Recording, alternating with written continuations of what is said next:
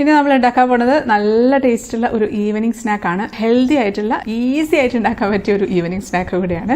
കുട്ടികളൊക്കെ വൈകുന്നേരം കളിച്ചൊക്കെ വരുന്ന സമയത്ത് ഉണ്ടാക്കി കൊടുക്കാൻ പറ്റിയ ഒരു റെസിപ്പിയാണ് കേട്ടോ. കുട്ടികൾക്കൊക്കെ ഒരുപാട് ഇഷ്ടമാവും, യാതൊരു സംശയവും ഇല്ല. വീണ്ടും വീണ്ടും ഉണ്ടാക്കാൻ പറയും ഈ ഒരു റെസിപ്പി. വീഡിയോ തുടങ്ങുന്നതിന് മുമ്പ് ഒരു കാര്യം, നമ്മുടെ ചിക്കൂസ് ഡൈൻ ഗിവ് അവേ നടക്കുന്ന കാര്യം എല്ലാവർക്കും അറിയായിരിക്കുമല്ലോ. അറിയാത്തവർക്ക് വേണ്ടി താഴെ ഡിസ്ക്രിപ്ഷൻ ബോക്സിൽ ആ വീഡിയോയുടെ ലിങ്ക് ഇട്ടേക്കാം. അപ്പോൾ നമുക്ക് ഒരു അപ്പച്ചെമ്പോ ഇഡലിച്ചെമ്പോ അടുപ്പത്ത് വെക്കാം. എന്നിട്ട് അതിലേക്ക് വെള്ളം ഒഴിച്ചിട്ടുണ്ട്. ഇനി നമുക്കതിലേക്ക് കുറച്ച് ഉപ്പിട്ട് കൊടുക്കാം. 1 ടീസ്പൂണൊക്കെ ഉപ്പിട്ടിട്ടുണ്ട്. ഇനി ഇതുപോലെ ഒരു തട്ടുണ്ടെങ്കിൽ തട്ട് വെക്കാം, ഇല്ലെങ്കിൽ ഇഡലി തട്ടായാലും മതി. നേന്ത്രപ്പഴമാണ് കേട്ടോ എടുക്കുന്നത്. നേന്ത്രപ്പഴം 2 അറ്റവും മുറിച്ച് കളഞ്ഞിട്ട് നടുക്കൂടെ ഒന്ന് മുറിക്കുകയാണ്. മുഴുവനായിട്ട് മുറിക്കരുത്, ഒരു സൈഡ് മാത്രം മുറിച്ചാൽ മതി. ഇതിന് എത്രയും നന്നായിട്ട് പഴുത്ത പഴമാണോ അത്രയും ടേസ്റ്റ് കൂടും കേട്ടോ. അധികം പഴുക്കാത്ത പഴം എടുക്കാതിരിക്കുക നല്ലത്. ഇത് പക്ഷേ ഒരുപാടങ്ങ് പഴുത്തതല്ല, എന്നാൽ ഒരു മീഡിയം പഴുപ്പാണ്. ഇപ്പോൾ തൊലിയൊക്കെ കറുത്തിട്ടുള്ള നമ്മൾ കഴിക്കാൻ പോലും മടിക്കുന്ന പഴമില്ലേ, അതൊക്കെ നല്ല ടേസ്റ്റ് ആയിരിക്കും ഈ ഒരു സംഭവം ഉണ്ടാക്കാനായിട്ട്. പിന്നെ പഴം പുഴുങ്ങുന്ന സമയത്ത് വെള്ളത്തിൽ എപ്പോഴും ഉപ്പ് ഇടാറുണ്ട് കേട്ടോ. അപ്പോൾ അങ്ങനെ ആവുന്ന സമയത്ത് നമുക്ക് പഴം കഴിക്കുന്ന സമയത്ത് നല്ലൊരു ടേസ്റ്റ് ആയിരിക്കും, ടേസ്റ്റ് കൂടും. പഴം പുഴുങ്ങാൻ ഇത്രയധികം പാചകം അടിക്കേണ്ട ആവശ്യമൊന്നുമില്ല, എന്നാലും അറിയാത്തവരുണ്ടെങ്കിലോ എന്ന് വിചാരിച്ച് ജസ്റ്റ് ഒന്ന് പറഞ്ഞേ ഉള്ളൂ. ഞാനൊരു 6 പഴം എടുത്തിട്ടുണ്ട്. നമുക്ക് അടച്ചു വെച്ച് പുഴുങ്ങിയെടുക്കാം. അത് അവിടെ ആയി വരട്ടെ. ആ സമയത്ത് നമുക്കൊരു ബൗളിലേക്ക് 1/2 കപ്പ് ചിരകിയ തേങ്ങ ഇട്ട് കൊടുക്കാം. ഒരു 1/4 കപ്പ് പഞ്ചസാര ഇടുന്നുണ്ട്. ഇനി ഇതിലേക്ക് വേണമെങ്കിൽ ഏലക്ക പൊടിച്ചത് ചേർത്ത് കൊടുക്കാം, ജീരകം പൊടിച്ചത് ചേർത്ത് കൊടുക്കാം, അല്ലെങ്കിൽ പെരിഞ്ജീരകം പൊടിച്ചത് ചേർത്ത് കൊടുക്കാം ഒരു നുള്ള്. അതിനൊക്കെ വേറെ വേറെ ഒരു ടേസ്റ്റ് ആട്ടോ. പക്ഷെ ഇവിടെ ആർക്കും ഈ സംഭവങ്ങളൊന്നും ഇല്ലാത്തതാണ് ഇഷ്ടം. അപ്പോൾ അതുകൊണ്ട് ഞാൻ വെറും തേങ്ങ പഞ്ചസാര മാത്രം ഇടുന്നുള്ളൂ. അപ്പോൾ അത് പഴം നന്നായിട്ട് പുഴുങ്ങി വന്നിട്ടുണ്ട്. നല്ല മണം വരുമല്ലോ പുഴുങ്ങി കഴിയുമ്പോഴത്തേക്കും. അപ്പോൾ നമുക്കിതിങ്ങനെ എടുക്കാം. നമുക്കിത് തൊലി അങ്ങ് മാറ്റി കൊടുക്കാം. ചൂടോടുകൂടി തന്നെ വേണമെങ്കിൽ ചെയ്യാം, ഇല്ലെങ്കിൽ തണുത്ത് കഴിഞ്ഞാലും കുഴപ്പമൊന്നുമില്ല. ഞാൻ പക്ഷേ ഇപ്പോൾ കുറച്ച് ലേറ്റായി ഉണ്ടാക്കാനായിട്ടോ, അതുകൊണ്ട് ഞാൻ പെട്ടെന്ന് തന്നെ തൊലി എടുത്ത് അങ്ങ് മാറ്റുകയാണ്. തൊലിയൊക്കെ മാറ്റിയിട്ടുണ്ട്. ഇനി നമുക്കിതിൻ്റെ ആ മുറിച്ച് വെച്ച പോർഷനൊന്ന് പതുക്കെ ഒന്ന് തുറന്നു കൊടുക്കാം. എല്ലാം അങ്ങ് തുറന്നു വെച്ചിട്ടുണ്ട്. വേണമെങ്കിൽ ഇതിൻ്റെ ഉള്ളിലുള്ള കറുത്ത നാര് വേണമെങ്കിൽ എടുത്ത് മാറ്റാം, ഞാൻ മാറ്റാറൊന്നുമില്ല. ഇനി നമ്മളിത് ഉണ്ടാക്കി വെച്ചിരിക്കുന്ന തേങ്ങയുടെ കൂട്ടുണ്ടല്ലോ, അതിൻ്റെ നടുക്കേക്ക് അങ്ങ് വെച്ച് കൊടുക്കുകയാണ്.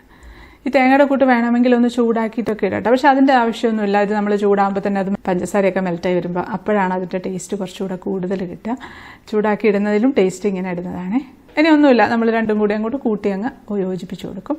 നമുക്കതങ്ങ് പ്രസ് ചെയ്യുമ്പോൾ അവിടെ അങ്ങ് ഇരുന്നുള്ളൂ. അതുകൊണ്ട് നല്ല അത്യാവശ്യം പഴുത്ത പഴമാണെങ്കിൽ ഇതുപോലെ ഇരിക്കുള്ളൂ, ഇല്ലെങ്കിൽ ഒട്ടിപ്പിടിക്കാനായിട്ട് ബുദ്ധിമുട്ടായിരിക്കും. അതുമാത്രമല്ല നന്നായിട്ട് പുഴുങ്ങിയിട്ടും ഉണ്ടായിരിക്കണം.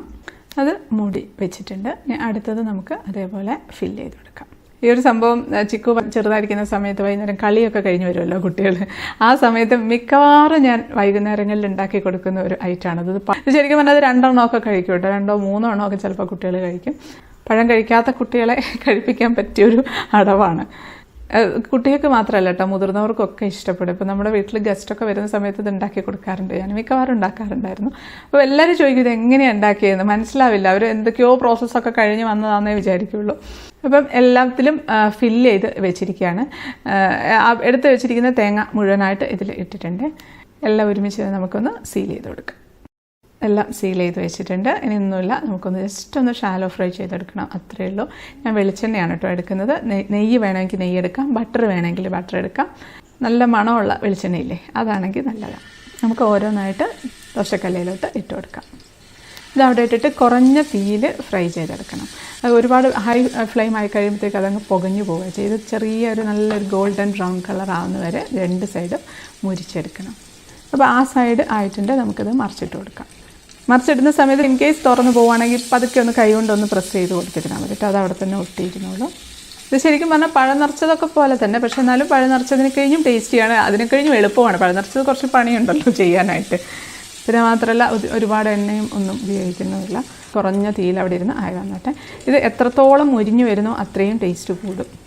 അപ്പോൾ ഇത് 2 സൈഡും നന്നായിട്ട് മുരിഞ്ഞിട്ടുണ്ട്. ഇത് മതി. അതുകൊണ്ട് എണ്ണ നമ്മൾ ഒഴിച്ച എണ്ണ അങ്ങനെ തന്നെ ഉണ്ട്, എണ്ണയൊന്നും ഒട്ടും കുടിച്ചിട്ടില്ല. ഇത് കാണുമ്പോൾ വിചാരിക്കും നമ്മൾ എണ്ണയൊക്കെ നന്നായിട്ട് കുടിച്ചിരിക്കുന്ന ഒരു സംഭവമാണെന്ന്. അങ്ങനെയൊന്നുമില്ല. ഞാൻ ജസ്റ്റ് ഒന്ന് എടുത്ത് മാറ്റിയേ ഉള്ളൂ. നമുക്ക് പ്ലേറ്റിലേക്ക് ഇട്ട് കൊടുക്കാം. അതൊന്ന് തണുത്തിട്ട് കഴിക്കായിരിക്കും നല്ലത്. ഞാൻ പോയി കുട്ടികളെ വിളിച്ചിട്ട് വരട്ടെ മേലേന്ന്. അവരുടെ മേലെ ഇതാ ടെറസിൻ്റെ മുകളിൽ വന്ന് കാഴ്ചയൊക്കെ ആസ്വദിച്ച് നിൽക്കുകയാണ്. ഇവിടെ ചിക്കുവിൻ്റെ ഫേവറേറ്റ് സ്പോട്ടാണിത്. ഇഷ്ടായോ?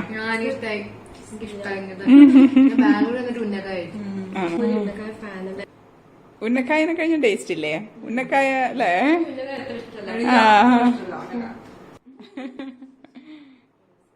അപ്പോൾ അവർ കഴിച്ചു, അവർക്ക് നന്നായിട്ട് ഇഷ്ടപ്പെട്ടു. ഇതിപ്പോൾ എങ്ങനെയാണ് ഇരിക്കുന്നതെന്നൊന്ന് ഞാൻ കാണിച്ചു തരാം.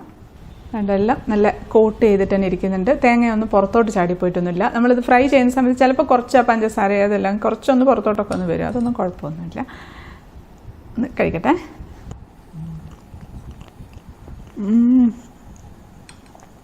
അടിപൊളി ടേസ്റ്റ് കേട്ടോ.